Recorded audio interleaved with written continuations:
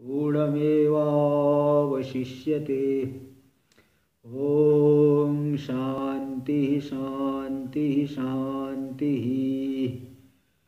शंकरं शंकराचार्यं केशवं बादरायणं सूत्रभाष्य कृतौ वन्दे भगवन्तौ पुनः पुनः।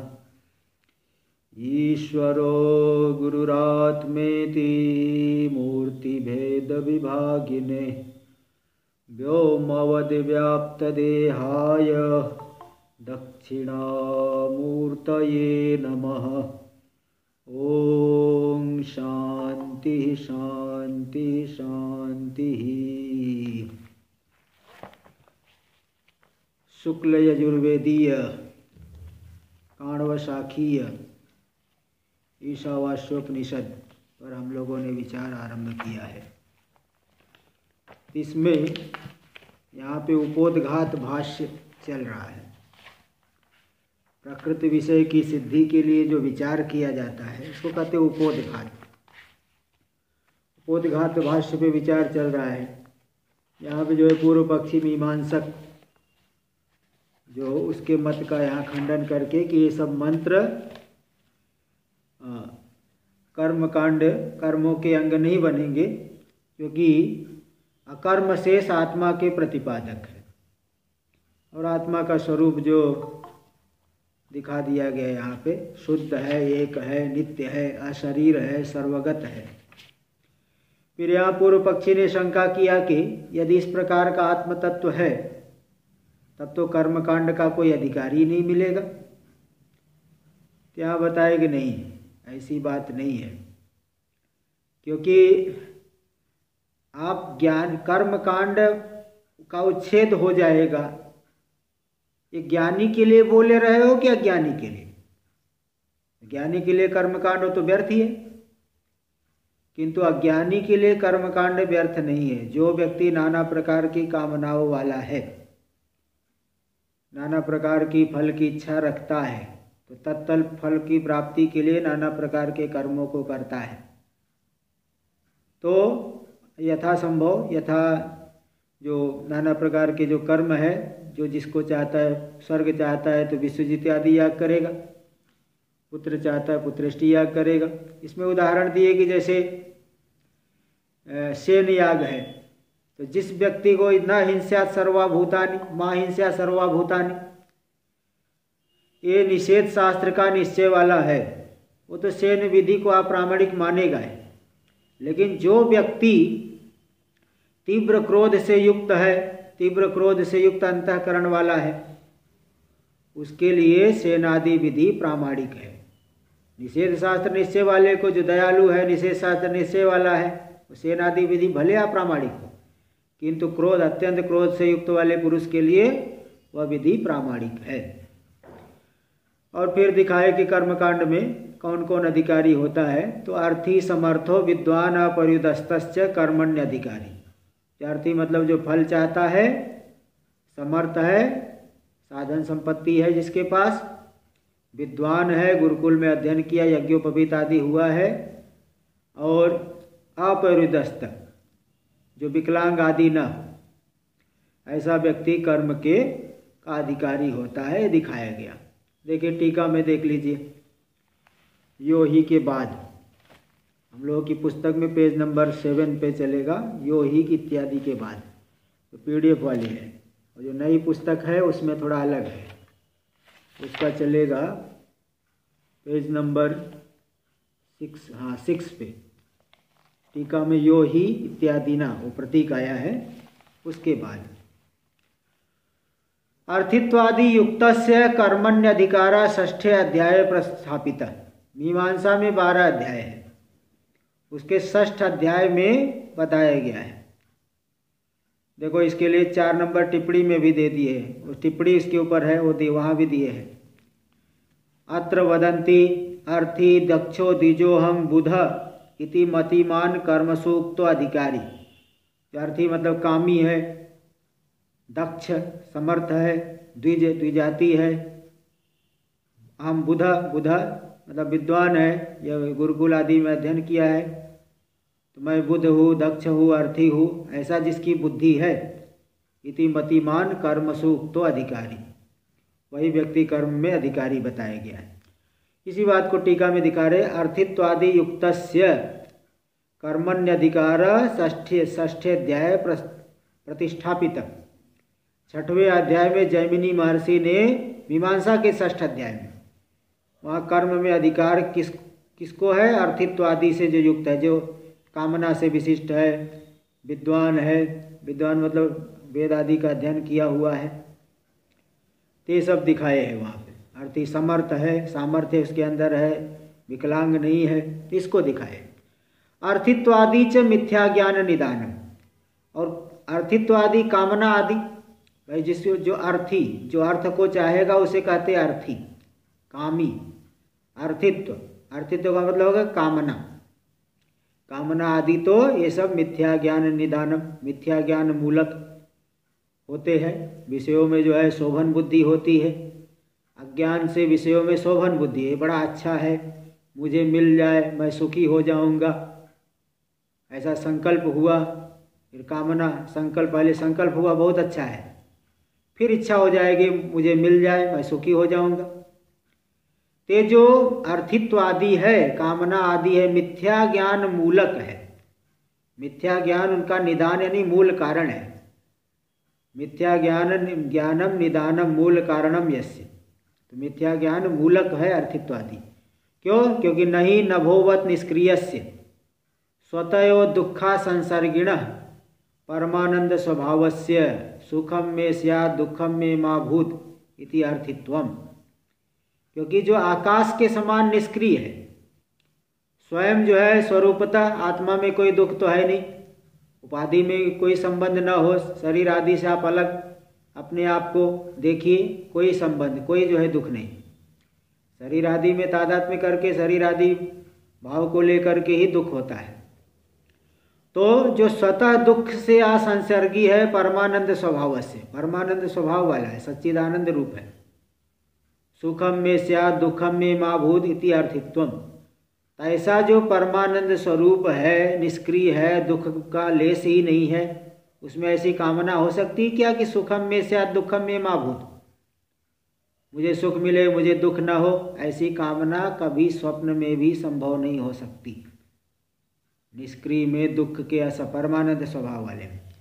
शरीर इंद्रिय सामर्थ्य न च, और शरीर इंद्रिय के सामर्थ्य को लेकर के मैं समर्थ हूँ, मैं योग्य हूँ, मैं इस कर्म को कर सकता हूँ, समर्थो हम इति अभिमानित्वम, ये अभिमान भी परमानंद स्वभाव वाले में, निष्क्रिय में संभव नहीं है। तो इसलिए मिथ्या ज्ञानम बिना नहीं संभवति, मिथ्या ज्ञान के बिना ये संभव नहीं है इत्यर्थ। तो मिथ्या ज्ञान को लेकर के कामना आदि संभव है, दूसरा और कोई कारण नहीं है। यस्माद् आत्म याथात्म्य प्रकाशका मंत्रा, क्योंकि ये जो मंत्र है आत्मा के यथार्थ स्वरूप के प्रकाशन करने वाले हैं। न कर्म विधि शेष भूता, कर्म विधि के अंग रूप नहीं है। न च मानांतर विरुद्धा, और न ही अन्य प्रमाण के विरुद्ध है। अन्य किसी प्रमाण से आप नहीं कह सकते कि आत्मा ऐसा शुद्ध बुद्ध मुक्त नहीं है। भाई क्यों नहीं कह सकते? क्योंकि प्रत्यक्ष आदि से आपको आत्मा दिख रहा है क्या? जैसे कोई व्यक्ति कहेगा कि आत्मा शुद्ध बुद्ध मुक्त नहीं है, तो कैसे आपको मालूम पड़ा? प्रत्यक्ष से क्या मालूम? प्रत्यक्ष तो शरीर दिख रहा है, आत्मा थोड़ी दिख रहा है। शरीर आत्मा थोड़ी, शरीर तो आप गहरी निद्रा में हो तो भी शरीर पड़ा हुआ है, आपको पता कहाँ है? तो प्रत्यक्ष की गति नहीं है आत्मा के स्वरूप का निश्चय करने में। ठीक है, जब प्रत्यक्ष की गति नहीं तो अनुमान से कैसे बताओगे? फिर कहो शास्त्र के आधार पे, भाई शास्त्र के आधार लोगे तो शास्त्र जैसा बता रहा है वैसा मानो। ये नहीं कि आधा शास्त्र की बात, आधी बात शास्त्र की, आधी अपनी। अर्धजरती न्याय, इसको बोलते हैं अर्धजरती न्याय। जैसे कोई वृद्धा स्त्री है, सोचे कि आधा शरीर मेरा युवती का हो जाए, आधा शरीर पुरुष का हो जाए, तो ऐसा नहीं होता है। इसी प्रकार तो जब आप शास्त्र के आधार पे मानोगे तो शास्त्र की बात के अनुसार जैसा कहा जा रहा है वैसा मानना पड़ेगा। और किस तात्पर्य किस में है वो रीति कल बता दिए गए कि उपक्रम उपसंहार आदि जो षड्विध लिंगों के आधार पे तात्पर्य का निर्धारण होता है। इसलिए आत्म याथात्म के प्रकाशक मंत्र कर्म विधि के शेष नहीं है, न च मानांतर विरुद्धा, और अन्य प्रमाण से विरुद्ध भी नहीं है। तस्माद इसीलिए प्रयोजनादि मत्वम अपि तेषाम सिद्धम, इन सभी मंत्रों में प्रयोजन आदि मत्ता, ये प्रयोजन आदि वाले भी, प्रयोजन अधिकारी, विषय संबंधश्च अधिकारी च विषयश्च प्रयोजनम बिनानुबंधम ग्रंथादो मंगलम, ये सब आता है। यहाँ तो वैसे मंगलाचरण में तो दिखा दिए हैं, यहाँ भाष्यकार भगवान भी इशारा किए हैं। तो इसलिए देखो, और एक दूसरा श्लोक आता है, ज्ञातार्थ ज्ञात संबंधम श्रोतुम श्रोता प्रवर्तते ग्रंथादौ तेन वक्तव्य संबंध सप्रयोजन। ज्ञातार्थ ज्ञात संबंधम है ना, जिसका प्रयोजन ज्ञात है, हाँ, जिस ग्रंथ का संबंध भी ज्ञात है, तो ज्ञातार्थ ज्ञात संबंध वाला जो श्रोता है, ग्रंथ है, उसी ग्रंथ को सुनने के लिए श्रोता जो है प्रवृत्त होता है। इसमें किस प्रयोजन का निरूपण हुआ है, किस विषय का निरूपण हुआ है, अधिकारी कौन है, तैसे ग्रंथ, इसलिए ग्रंथादौ तेन वक्तव्य संबंध सप्रयोजन, ग्रंथ के आदि में प्रयोजन के सहित संबंध बताना पड़ता है। जैसे यहाँ बता दिए सब आत्मा का शुद्ध स्वरूप, तो ऐसा जो चाहेगा वही अधिकारी है, साधन चतुष्टय संपन्न होगा वो अधिकारी है। उसका विषय जीव ब्रह्म की एकता शुद्ध रूप, और मतलब वही अज्ञात है तो विषय है, ज्ञात हो गया, प्रयोजन हो गया। और ग्रंथ और विषय में प्रतिपादक भाव संबंध तो होता ही है। इसलिए प्रयोजनादि मत्वम भी तेषाम सिद्धम, तेषाम मंत्राणाम प्रयोजनादि मत्वम भी सिद्धम इत्याह, प्रयोजनादि मत्ता भी सिद्ध है इत्याह, इस बात को बताते हैं। तस्मादेते मंत्रा, ये जो 18 मंत्र आएंगे, ये अभी सन्निहित है ना, इसलिए कहते ये अभी जो मंत्र आएंगे सन्निहित में के लिए एतत् शब्द का प्रयोग कर दिए। एते मंत्रा आत्मनो याथात्म्य प्रकाशनेन, आत्मा के यथार्थ स्वरूप का प्रकाशन करके आत्म विषयम स्वाभाविकम अज्ञानं निवर्तयन्तः, आत्म विषयक स्वाभाविक अज्ञान की निवृत्ति कराते हुए, आगे पूर्ण विराम होगा तो काट देना, पूर्ण विराम नहीं चाहिए, नई पुस्तक में तो पूर्ण विराम हम लोगों ने हटाया है। शोक मोहादि, तो आत्म स्वाभाविक अज्ञान को हटाते हुए ये मंत्र, शोक मोहादि संसार धर्म विच्छित्ति साधनम, शोक मोहादि, शोक मोह कर्तृत्व भोक्तृत्व सुखित्व दुखित्व है ना, ये सब जो सांसारिक धर्म है, उस सांसारिक धर्मों की विच्छित्ति विच्छेद के साधन,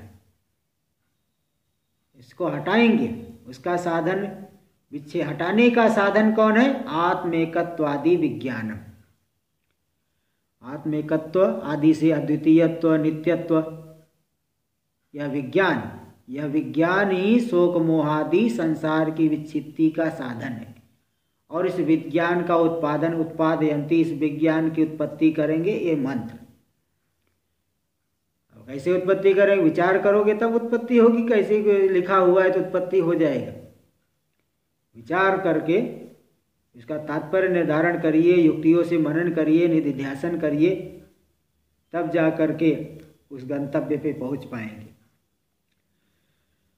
इत्येवं उक्ताधिकार्य विधेय संबंध प्रयोजनान मंत्रान संक्षेपतो व्याख्यास्यामः, इस प्रकार से, यहाँ बहुव्रीहि समास, उक्तानि अधिकार्य विधेय संबंध प्रयोजनानि येषां मंत्राणाम, जिन मंत्रों के अधिकारी बता दिए गए, अभिधेय यानी विषय बता दिए गए हैं। अधिकारी साधन चतुष्टय संपन्न प्रमाता है, विषय जो है जीव ब्रह्म की एकता है, और संबंध जो है प्रतिपाद्य प्रतिपादक भाव है, प्रयोजन मोक्ष मुक्ति है। इस तरह से अधिकारी अभिधेय यानी विषय संबंध प्रयोजन जिनका बताया जा चुका है, ऐसे मंत्रों की मंत्रान संक्षेपतो व्याख्यास्यामः, संक्षेप में हम व्याख्यान करेंगे। बहुत लंबा जो है, ऐसा नहीं कि एक मंत्र उठा के साल भर उसी पे चले, ऐसा नहीं, संक्षेप में बताएंगे, संक्षेप में व्याख्या। इतना भी संक्षेप नहीं करेंगे आपको मालूम न पड़े, अच्छी तरह से बता देंगे ठीक ढंग से। तो अब देखिए व्याख्येयत्वम उक्त्वा, हाँ बोले राजू भाई। हाँ वयम व्याख्यास्यामः, अपने लिए बहुवचन का प्रयोग बड़े लोग करते हैं ना, हम सम्माननीय, हाँ बड़े लोग जो है अपने लिए हम जा रहे हैं, ऐसा मैं नहीं, मैं जा रहा हूँ ऐसा नहीं, हम जा रहे हैं।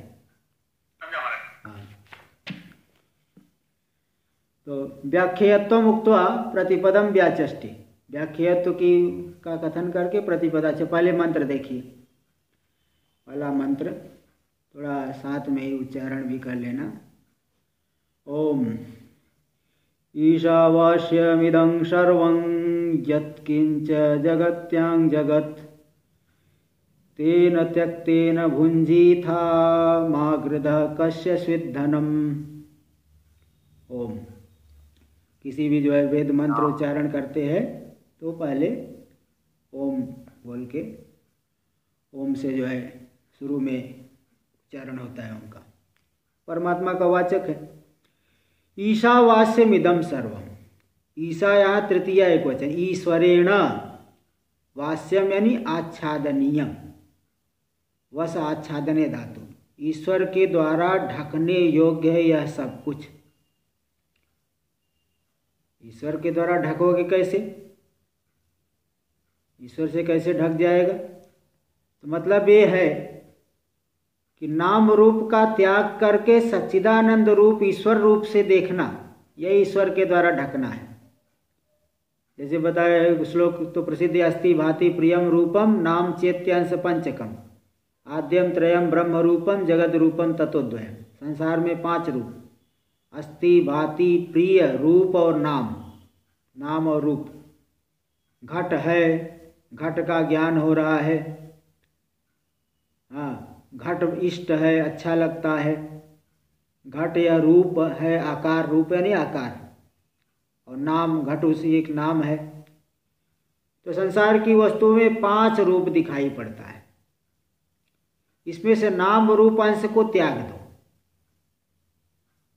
है ना, क्योंकि कार्य का नाम रूप कारण से अतिरिक्त क्या है, तो नाम रूप को छोड़ दो, अधिष्ठान ब्रह्म सच्चिदानंद रूप ही देखो। यही है ईश्वर के द्वारा आच्छादन, ईश्वर के द्वारा ढकना, यही है कि नाम रूप को छोड़ो, नाम रूप में मिथ्या विनिवेश को त्यागिए, दुराग्रह को छोड़िए और सच्चिदानंद रूपता को ही देखिए, सच्चिदानंद रूप ही सबको देखिए। क्योंकि कारण से कार्य अतिरिक्त नहीं होता। जैसे मृत्तिका से घट बना तो वह घट मिट्टी से अतिरिक्त नहीं है, क्योंकि मिट्टी से उत्पन्न हुआ, मिट्टी में स्थित है, उसी मृत्तिका में ही लीन हो जाएगा। इसी प्रकार यह परमात्मा का विवर्त है पूरा जगत। माया के द्वारा परमात्मा में कोई परिवर्तन नहीं हो करके ही पूरा यह जगत दिख रहा है। जैसे स्वप्न के दृष्टा में कोई परिवर्तन नहीं हो करके ही स्वप्न दिख रहा है, लेकिन विचार दृष्टि से देखें तो वहाँ दृष्टा से अतिरिक्त नहीं है। तो नाम रूप का वहाँ त्याग देना, दृष्टा से अतिरिक्त नहीं है, यही आच्छादन हो गया। इसी प्रकार यहाँ नाम रूपात्मक जगत का त्याग करके उसमें मिथ्यात्व का निश्चय करके सच्चिदानंद रूप ब्रह्म रूप ही देखना, क्योंकि सच्चिदानंद हर एक पदार्थ में दिख रहा है। यह है, इसका भान हो रहा है, यह मुझे अच्छा लगता है, इष्ट है, तो सच्चिदानंद अंश तो हर जगह है। तो नाम रूप को छोड़ो, सच्चिदानंद अंश को देखो, यही है ईश्वर के द्वारा जगत का आच्छादन। तो किसको आच्छादित कर? यत किंच जगत्याम जगत, जगती यानी ब्रह्मांड में जो कोई भी द्वैत रूप जगत है, पूरे ब्रह्मांड में जितना भी द्वैत दिख रहा है सब के सब ईश्वर के द्वारा ढक देना चाहिए, आच्छादन कर देना चाहिए। यानी नाम रूप में मिथ्यात्व को जान करके सच्चिद आनंद अंश आनंद रूप ही देखना चाहिए, परमात्मा रूप ही देखना चाहिए।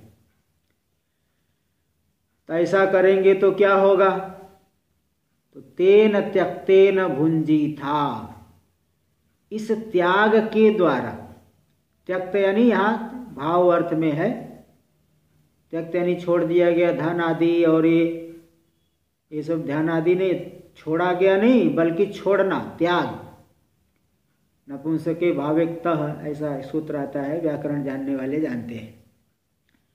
तो वहाँ भाव अर्थ में क्ता प्रत्यय होने से त्यक्त का अर्थ हो जाता है, त्यक्तः का अर्थ होता है त्याग।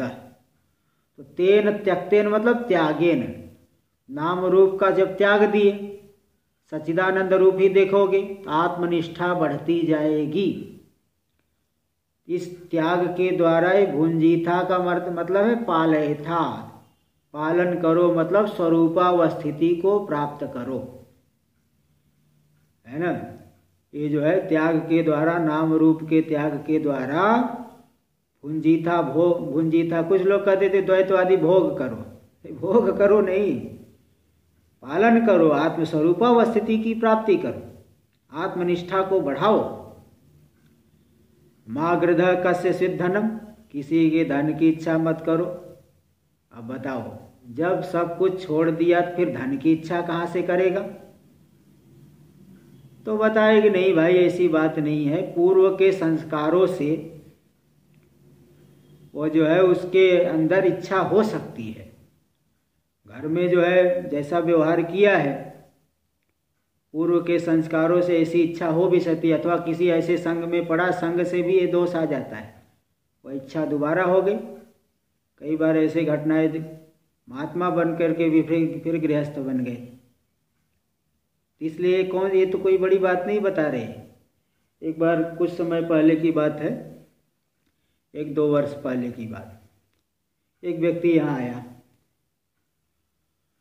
तो मेरा दरवाज़ा खटखटाया, मैं खोला, क्या बात है? बोले महाराज मुझे संन्यास लेना है। मैंने कहा क्या नाम है? बोला पीयूष नाम है, सफ़ेद कपड़े में था। तो मैंने कहा बताइए क्या, कहाँ से आए, कैसे? तो बोला आप शायद पहचानते नहीं, मैं 2 साल पहले यहाँ से संन्यास लिया था, 2 साल कुछ साल पहले लिया था।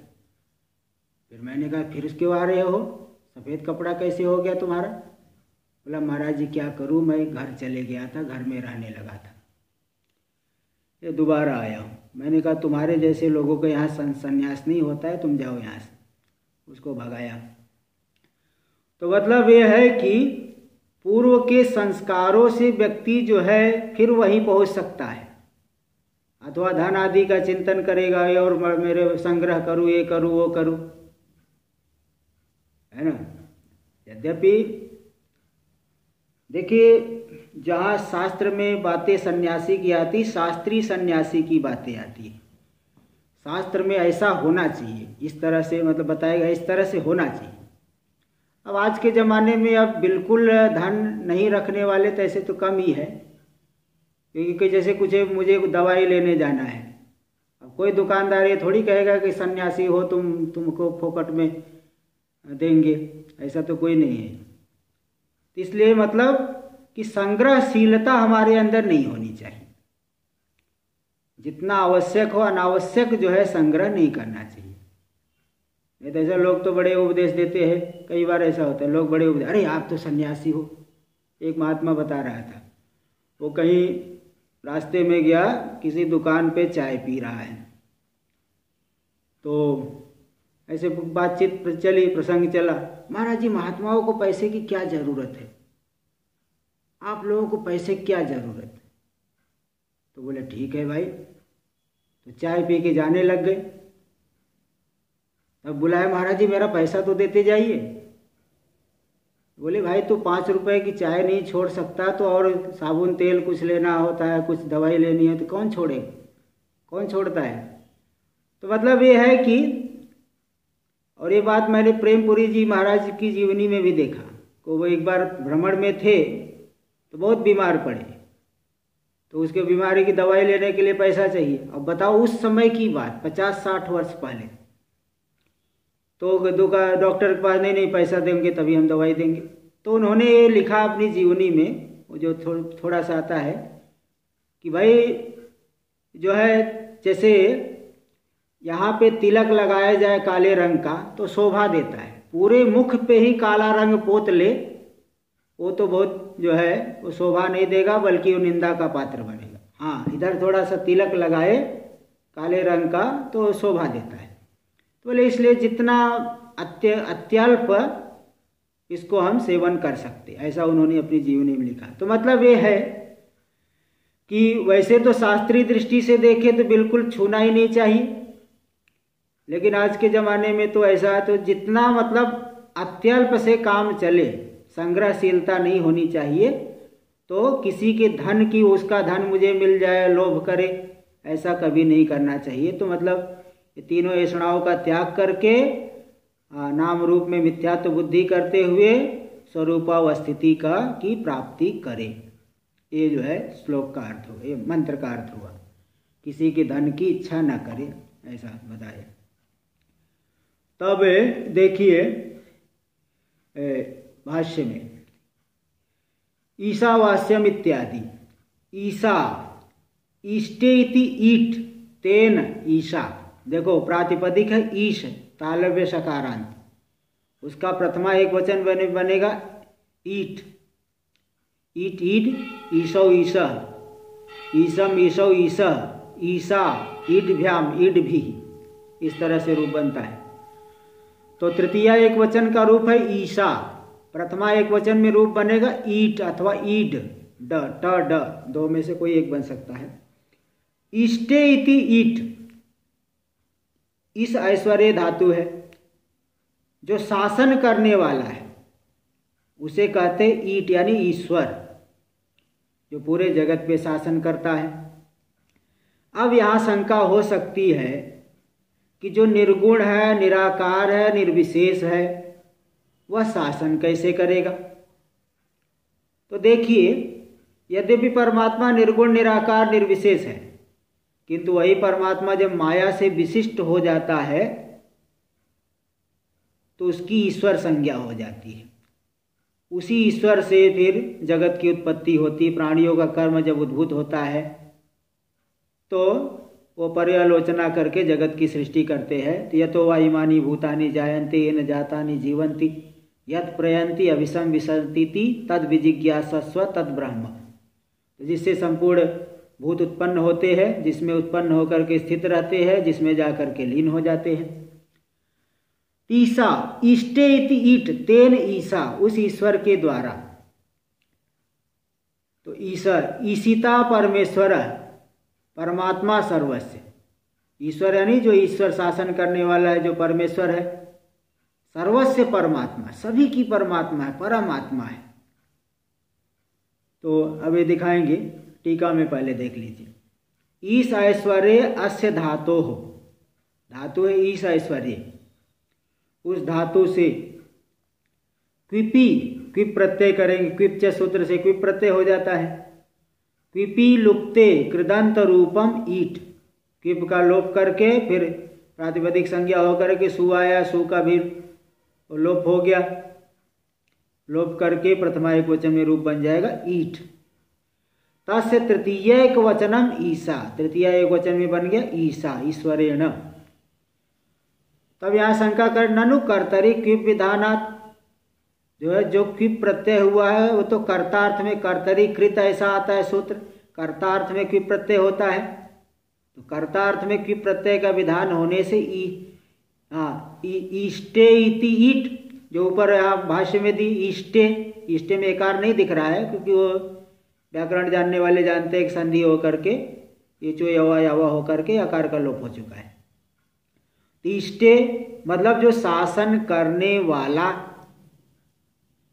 तो भाई जो निर्विकार है वो शासन कैसे करेगा, वही शंका करें। ननु कर्तरि क्विप विधानात्, कर्ता अर्थ में तो क्विप हुआ है, और परमात्मनस्य अविक्रियत्वात्, परमात्मा तो अविक्रिय है।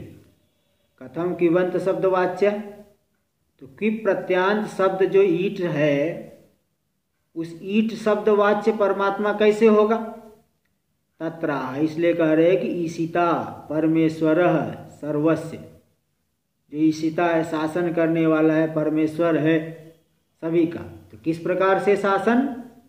तो जो सबकी प्रत्यगात्मा रूप से, सबका स्वरूप होकर के शासन कर रहा है, सबका स्वरूप होकर के शासन कर रहा है। अभी दिखाएंगे आगे और भी स्पष्ट करेंगे।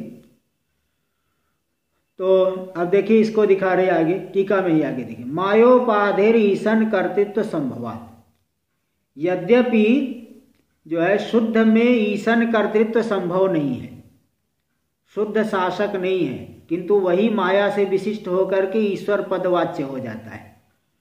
उस ईश्वर में ईशन कर्तृत्व शासन कर्तृत्व संभव है, इसलिए क्विबंत शब्द वाच्यता न विरुद्धते, कि प्रत्यांत शब्द की वाच्यता जो है उसमें विरुद्ध नहीं है। और फिर निर्विशेष कैसे मालूम पड़ेगा? निरूपाधिक से च लक्ष्यत्वं भविष्यति, ईश्वर पद का वाच्य है जो माया विशिष्ट, और ईश्वर पद का लक्ष्य हो गया निर्विशेष परमात्मा। निरूपाधिक से च लक्ष्यत्वं भविष्यति, जो निरूपाधिक परमात्मा है वह उस पद का लक्ष्य हो जाएगा। जैसे त्वम पद तत्पद का वाच्य, तत्पद का लक्ष्य, लक्षणावृत्ति के द्वारा निर्विशेष भी लक्षित हो जाएगा। ईशित्रितव्य भावेन तरी भेद प्राप्त, बोले आप जो है अद्वैत बताने के लिए आरंभ किए और यहाँ तो आप भेद बताने लगे, एक शासन करने वाला और एक जो शास्य जिसके ऊपर शासन करेंगे। ईशिता हो गया ईश्वर, ईशितव्य हो गया जीव, तो दोनों में भेद हो गया, शासन करने वाला और जिसके ऊपर शासन करेंगे। इस रूप से, इस भाव से तरही भेद प्राप्त, भेद की प्राप्ति हो गई। इत्याशंका, ऐसी आशंका को उत्थापन करके इसका जवाब दे रहे नहीं, उस प्रकार से शासन नहीं कर रहे।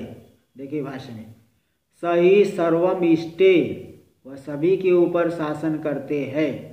कैसे? सर्व जंतु नाम आत्मासन, प्रत्यगात्मतया, सभी जंतुओं की, प्राणियों की आत्म रूप से, आत्मा होकर के प्रत्यगात्म रूप से, वह प्रत्यग रूप है ना, तो प्रत्यगात्म रूप से वह शासन करते हैं।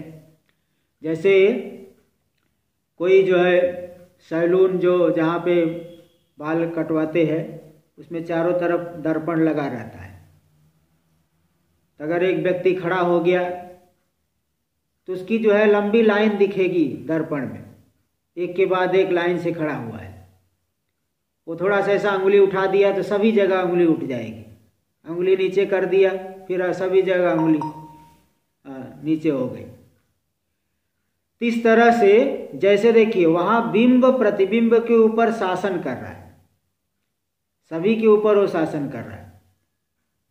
इसी प्रकार यहाँ पे, क्योंकि प्रतिबिंबों की, सभी प्रतिबिंबों की आत्मा है बिंब, इसी प्रकार यहाँ सभी जो जीवों की प्रत्यगात्मा है वह ईश्वर परमात्मा, इसलिए प्रत्यगात्म रूप से सबके ऊपर शासन कर रहा है। वही बता दिए कि सही सर्वम इष्टे सर्व जंतु नाम आत्मा सन प्रत्यगात्मतया, प्रत्यगात्म रूप से, सर्वांतर रूप से वह शासन करता है। गीता में भी इसीलिए कहा ईश्वर सर्वभूतानां हृदय से अर्जुन तिष्ठति, हृदय देश में विद्यमान है, शासन कर रहे हैं। तेन स्वेन रूपेण आत्मना ईशावास्यम आच्छादनीयम, तो वही जो हमारा स्वरूप है आत्मा ईश्वर, उसके द्वारा पूरा का पूरा जगत ढक देना चाहिए, आच्छादन कर देना चाहिए। इसका अर्थ तो बता दिया, नाम रूप का त्याग करके पूरे जगत को सच्चिद आनंद रूप से ही देखना चाहिए, क्योंकि वही अधिष्ठान है।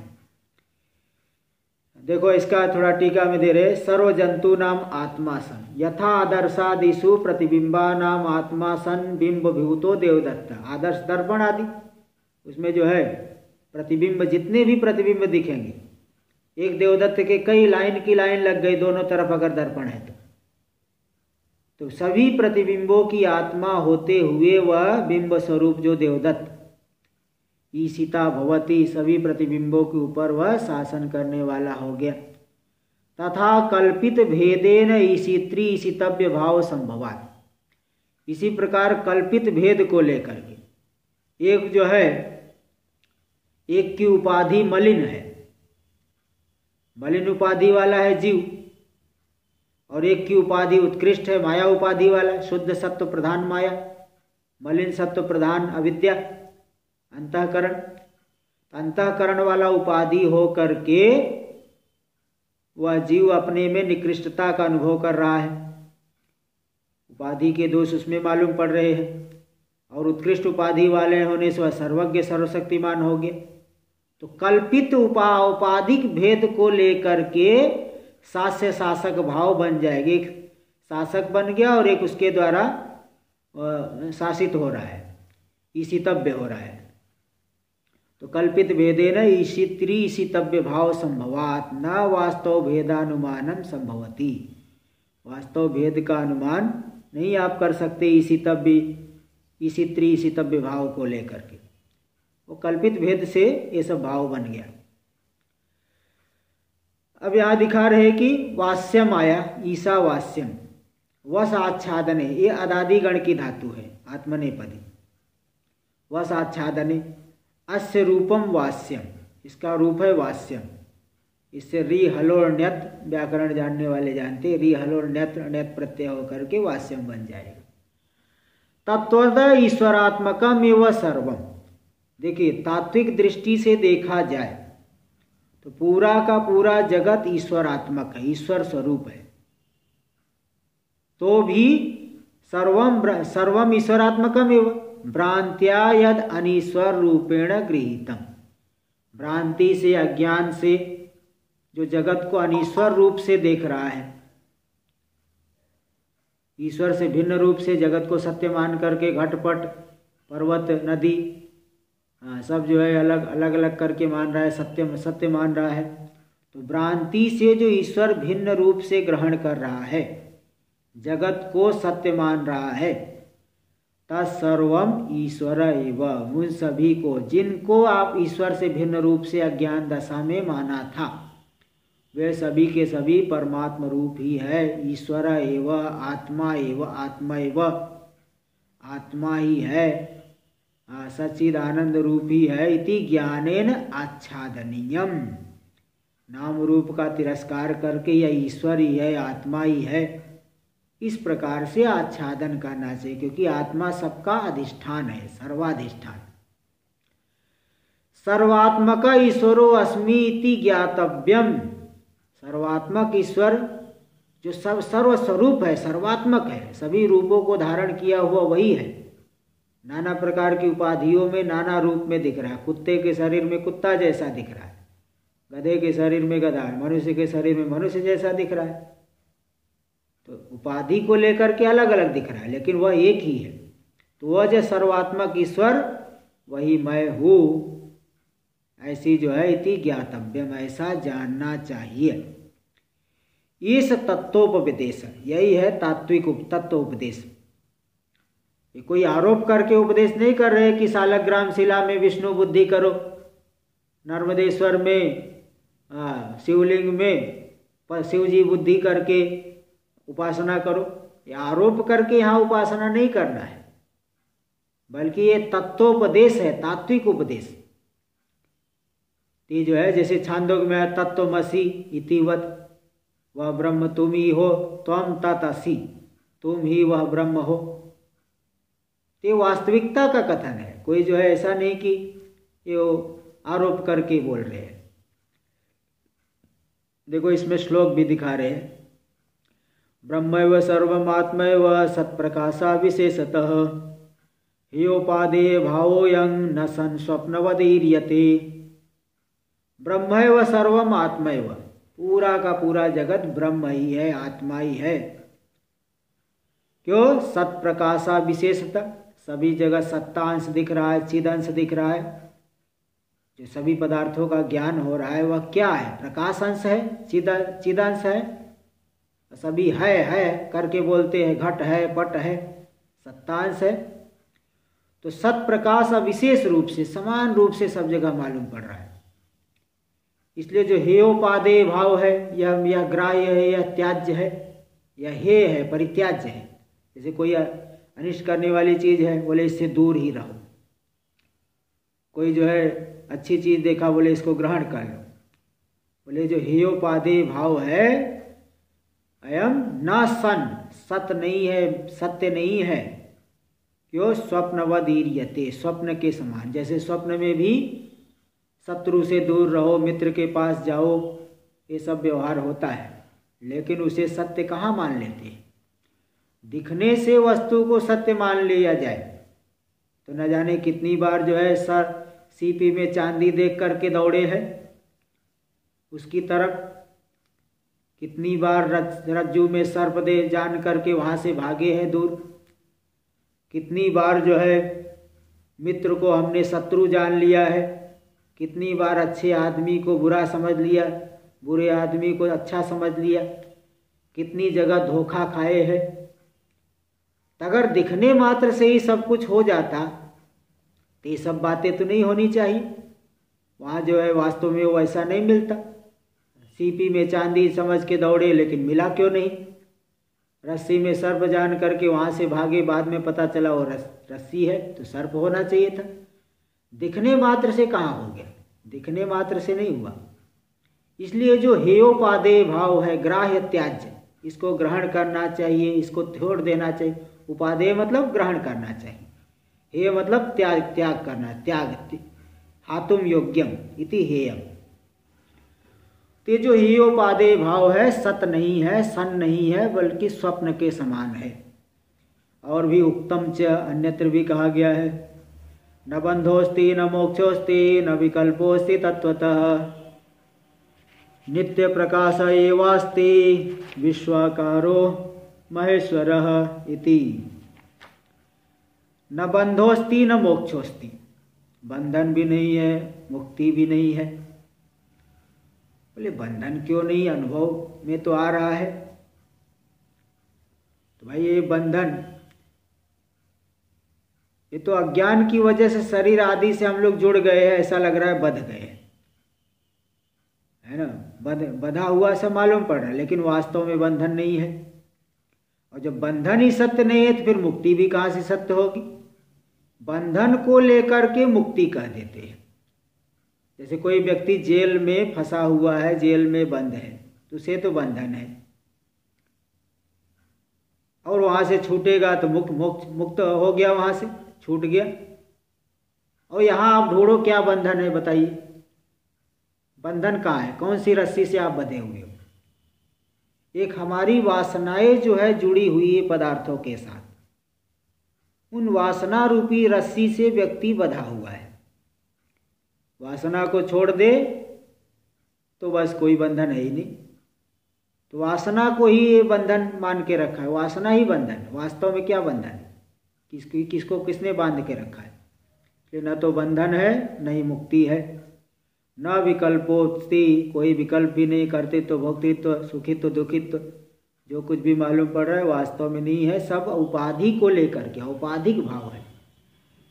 तत्वतः, देखो ये तत्वतः ये भी बात बता दी, तात्विक रूप से देखा जाए तो कुछ है ही नहीं। फिर क्या है, नित्य प्रकाश एवास्ति विश्वाकारो महेश्वर। एक नित्य प्रकाश स्वरूप आत्मा, वही विश्वाकार, विश्व रूप में वही दिखाई पड़ रहा है। एक उदाहरण था विश्वरूप मणि। विश्वरूप मणि, एक ही मणि नाना रूपों में दिखाई पड़ती है। इसी प्रकार ये महेश्वर परमात्मा माया शक्ति से पूरे विश्व रूप में दिखाई पड़ रहे हैं, इसलिए उनको छोड़ करके कुछ भी सत्य नहीं है। ते बता दी इति, महेश्वर इति इति। यस्य औपदेशिक ज्ञान मात्रेण अनृत दृष्टि न तिरस्क्रियते। जिस व्यक्ति को अच्छा पहले, अच्छा यहाँ तक पहले थोड़ा भाष्य देख लीजिए। हाँ यहाँ तक आया, भाष्य देखिए।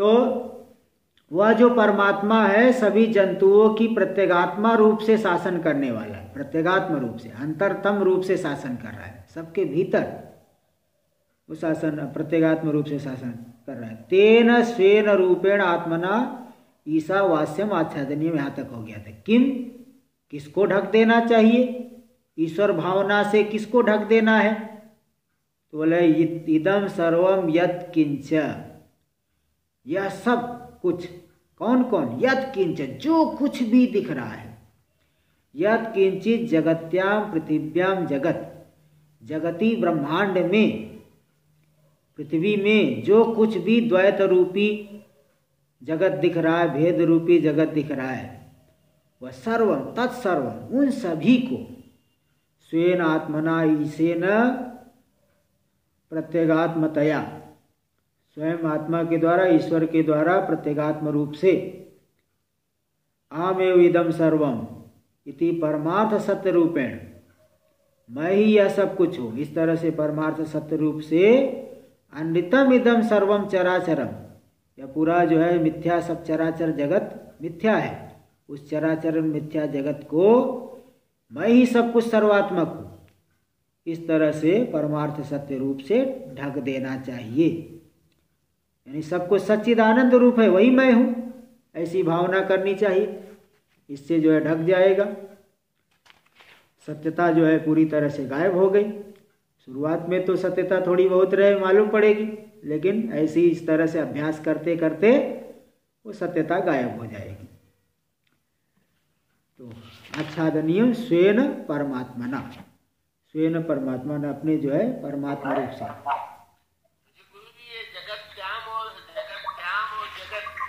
हाँ, देखो का अर्थ कर दे, जगत्याम यानी पृथिव्याम, उसमें जगत, पृथ्वी, इस पूरी पृथ्वी में जो द्वैत रूपी जगत है, जितना भी द्वैत, जितना भी भेद दिख रहा है, सब का सब आच्छादित कर देना चाहिए। इसलिए मैं मंत्र के बताते समय इस पूरे ब्रह्मांड में जो कुछ भी जगत दिख रहा है, जो कुछ भी भेद दिख रहा है, द्वैत रूपी दिख रहा है, उन सबको ढक देना चाहिए। ठीक है, जगत्याम यानी पृथिव्याम अर्थ भाष्य में किए हैं, इस पूरी पृथ्वी में जो कुछ भी जगत, थावर जंगम द्वैत, जो कुछ भी दिख रहा है, सब कुछ ढक देना चाहिए। चलिए आगे देखिए, स्वेन परमात्मना, अपने जो स्व से अभिन्न परमात्मा के द्वारा ढक देना चाहिए। टीका में देखिए, यस्य औपदेशिक ज्ञान मात्रेण अनृत दृष्टिर न तिरस्क्रियते, जिस व्यक्ति को औपदेशिक ज्ञान मात्र से, औपदेशिक ज्ञान क्या है, देखो इसको टिप्पणी में दिए है, औपदेशिक के ऊपर टिप्पणी है, जितने नंबर की टिप्पणी है वहां देखिए। स्वकीय विचारम अंतरापि शुद्धांतःकरणतया श्रद्धाद्यतिशयात् गुरुपदेशो मात्रोत्थ, देखो जो व्यक्ति विचार करने में, विचार तो नहीं किया, किंतु शुद्ध अंतःकरण वाला होने की वजह से श्रद्धाद्यतिशयात्, श्रद्धा का अत्यधिकता, आधिक्य है, श्रद्धा आदि का आधिक्य होने से गुरु के उपदेश मात्र से उत्पन्न जो ज्ञान, उसको कहते हैं औपदेशिक ज्ञान। यानी विचार तो नहीं किया, किंतु अत्यधिक श्रद्धा होने से उसे ज्ञान हुआ, लेकिन वह ज्ञान दृढ़ ज्ञान नहीं है। तो यही बता रहे, यस्य औपदेशिक ज्ञान मात्रेण अनृत दृष्टि न तिरस्क्रियते, औपदेशिक ज्ञान मात्र से मिथ्या दृष्टि का, मिथ्या पदार्थ में मिथ्या दृष्टि का तिरस्कार नहीं हो पा रहा है। मिथ्या जो ज्ञान, मिथ्या पदार्थों का जो ज्ञान है वो हट नहीं रहा है। तो तस् विचार आदि प्रयत्नेन तत्व प्रकाशे, तो उसको क्या करना पड़ेगा, फिर विचार आदि करो। यहाँ विचार का अर्थ भी देखिए टिप्पणी में दी, विचार आदि इत्यादि न, सर्वात्मक ईश्वरो अस्मीति भावना भण्यते, विचार आदि से, विचार से लेना यहाँ मैं सर्वात्मक ईश्वर, ऐसी भावना, और उसका प्रयत्न, विचार आदि प्रयत्न क्या है, तस्य पौनः पुण्येन करणम, उसको बार बार करना, मैं ईश्वर हूँ ऐसी भावना बार बार करे। ज्ञान तो देखो इसलिए उपदेश से हुआ, किंतु उससे मिथ्या बुद्धि नहीं हट रही है, मिथ्या पदार्थ बुद्धि नहीं हट रही है। मिथ्या जो है पदार्थ, उस पदार्थ बुद्धि नहीं हट रही है, तो उसको हटाने के लिए क्या करें, बारंबार वही ईश्वर मैं हूँ, सर्वात्मक हूँ, ऐसी भावना करें। बारंबार करेगा तो ये दृढ़ होकर के ये जो मिथ्या बुद्धि जो है पदार्थ बुद्धि हट जाएगी। तस्य विचारादि प्रयत्न न तत्व प्रकाशे सति, तो उस पुरुष को विचारादि प्रयत्न के द्वारा तत्व का प्रकाश होने पर अनृत दृष्टि तिरस्क्रियेत, अनृत मिथ्या पदार्थ को जो सत्य करके मान रहा था वो अनृत दृष्टि का तिरस्कार हो जाएगा। इति अभिप्रेत्य दृष्टान्तम आह, इसी अभिप्राय से इसी बात को ध्यान में रख करके इसी ऐसा उपदेश देने के लिए ही एक अन्य दृष्टांत दिखा रहे हैं। भाष्य में देखिए, यथा चंदना गर्वादेर उदकादि संबंधज क्लेदादिजम औपाधिकम दौर्गंध्यम, चंदन हो चाहे अगरू हो, समझ लीजिए चंदन की लकड़ी है, वह कीचड़ में गिर गई, उसी कीचड़ में 20-25 दिन तक पड़ी रही, तो चंदना गर्वादेर उदकादि संबंधज, जल आदि के साथ संबंध होने से अथवा कीचड़ के साथ संबंध होने से, संबंध जब क्लेद आदि जम, संबंध से जो क्लेद आदि से उत्पन्न हुआ, औपाधिकम दौर्गंध्यम, लकड़ी थोड़ी सी सड़ गई ऊपर से तो औपाधिक दौर्गंध्य, उस सड़न की वजह से, सड़ने की वजह से उसमें दुर्गंध आने लगा। अब उस दुर्गंध को हटाना हो तो चाहे कितना भी सेंट उस पर डालो, हाँ तो नहीं हटेगा, इसलिए उसका तत्स्वरूप निघर्षणेन आच्छाद्यते, उसके जो है उस चंदन की लकड़ी को लेकर के धो करके उसको थोड़ा सा घिस दीजिए, वो जो सड़ गया है, जो ऊपर वाला खराब हो गया वो अंश हट जाएगा, तो अंदर से जो है सुगंध घिसने से आ जाएगी। तो जो तत्स्वरूप निघर्षणेन आच्छाद्यते स्वेन पारमार्थिकेन गंधेन, तो जब उसको धो करके हमने घिसा तो उसका जो वास्तविक गंध उत्पन्न हुआ, उस गंध के द्वारा दुर्गंधी आच्छादित हो गई, दुर्गंधी का तिरस्कार हो गया। ऐसे ही यहाँ पे देखिए, पहले जगत में सत्यत्व बुद्धि हो रही थी, जब सच्चिद आनंद बुद्धि करेंगे तो असत्यत्व बुद्धि का तिरस्कार हो जाएगा, नाम रूप का बुद्धि का तिरस्कार हो जाएगा। इसका टीका में दे रहे, देखिए इसी जो दृष्टांत दिए इसकी व्याख्या टीका में थोड़ा कर रहे हैं। चंदना गर्वादेर उतकादि संबंधात, चंदन अगरू आदि है, जल आदि के साथ संबंध हुआ, आर्द्री भावादिना जाता, वो गीला हो गई, लकड़ी गीली हो गई, आर्द्री भाव हो गया, आर्द्री भाव होने से जो जातम या दौर्गंध्यम उत्पन्न हुआ, जो दुर्गंधी उत्पन्न हुई, औपाधिकम, तो देखो उस आर्द्री भाव रूपी उपाधि को लेकर के, निमित्त को लेकर के यह दुर्गंधी उत्पन्न हुई, इसलिए औपाधिक है, जैसे वह वास्तविक नहीं मिथ्या है, औपाधिक होने से मिथ्या है क्योंकि उसका अपना स्वरूप नहीं। तो वो जो है तद यथा तत्स्वरूप निर्घर्षण अभिव्यक्तेन स्वाभाविकेन गंधेन आच्छाद्यते, जब उसको जो है निघर्षण करेंगे, घिसेंगे, तो उससे उत्पन्न जो स्वाभाविक गंध, उस स्वाभाविक गंध के द्वारा उसकी दुर्गंधी ढक जाएगी, मतलब तिरस्कृत हो जाएगी। ढकना मतलब होगा तिरस्कृत हो गई। तद्वद विचारादे स्वरूप सद्भावात, विचार आदि करेंगे तो हमारे स्वरूप की अभिव्यक्ति हो जाएगी। स्वरूप हमारा पहले से ही है, कहीं गया नहीं, कहीं 50 किलोमीटर चले गया दूर, कहीं दूसरी ब्रह्मलोक में स्वरूप चले गया, ऐसी बात नहीं है।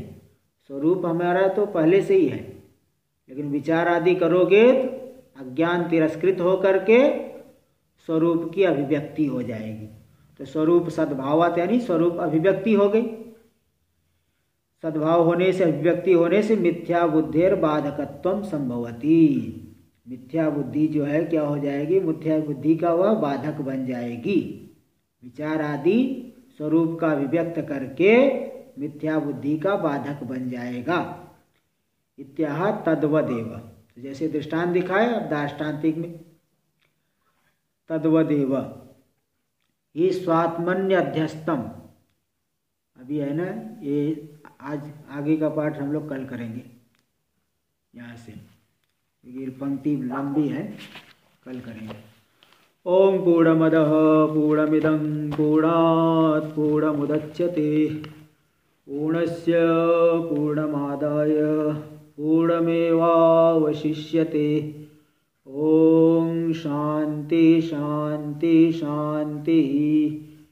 शंकरं शंकराचार्यं केशवं बादरायणं सूत्रभाष्य कृतौ वंदे भगवन्तौ पुनः पुनः। ईश्वरो गुरुरात्मेति मूर्तिभेदविभागिने व्योमवद्व्याप्तदेहाय दक्षिणामूर्तये नमः। ओम शांति शांति शांति।